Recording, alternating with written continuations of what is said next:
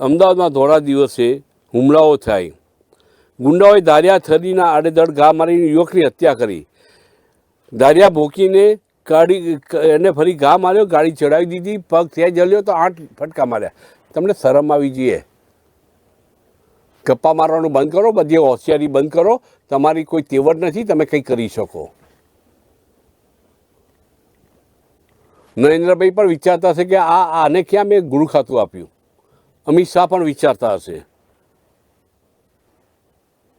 તમે એક રમન વોરાને બોગસ ખેડૂતના નામે એની સામે ફરિયાદ પણ ના લઈ શકો. એને કૃષિ પણ સમક્ષ જવું પડે ફરિયાદીને.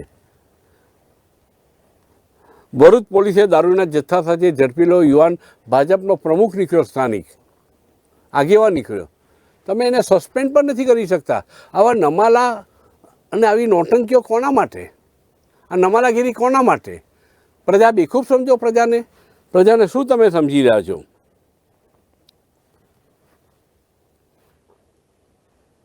આવા અનેક કિસ્સાઓ આપણા ધ્યાન ઉપર આવે છે અને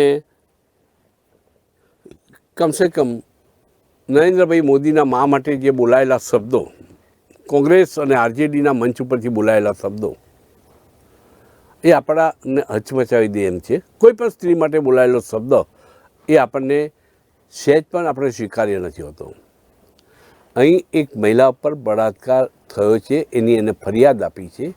ગજેન્દ્રસિંહ પરમાર અને એની સામે પોલીસ લાચાર બની જાય છે. સરકારનો ઉપરથી આદેશ નથી માટે એને પકડવામાં આવતો નથી. હાઈકોર્ટ કહે છે તો પણ એની સામે ફરિયાદ નોંધે છે, પણ ધરપકડ કરવાની કામગીરી કરવામાં આવતી નથી. ચલો, સમજી લીધું તમે પ્રજાને મૂર્ખ બનાવો છો, પ્રજાને મૂર્ખ માનો છો, હાઈકોર્ટને પણ મૂર્ખ માનવા લાગ્યા છો. એ ચરમસીમા છે, એની પરાકાષ્ઠા છે. તમે ગુજરાતની અંદર બિટકોઇનનું કૌભાંડ ચાલતું હોય અને બિટકોઇનનું કૌભાંડમાં નલિન કોટડિયા ચલાવતા હોય, બીજા પોલીસ અધિકારીઓ પણ એમાં સામેલ હતા.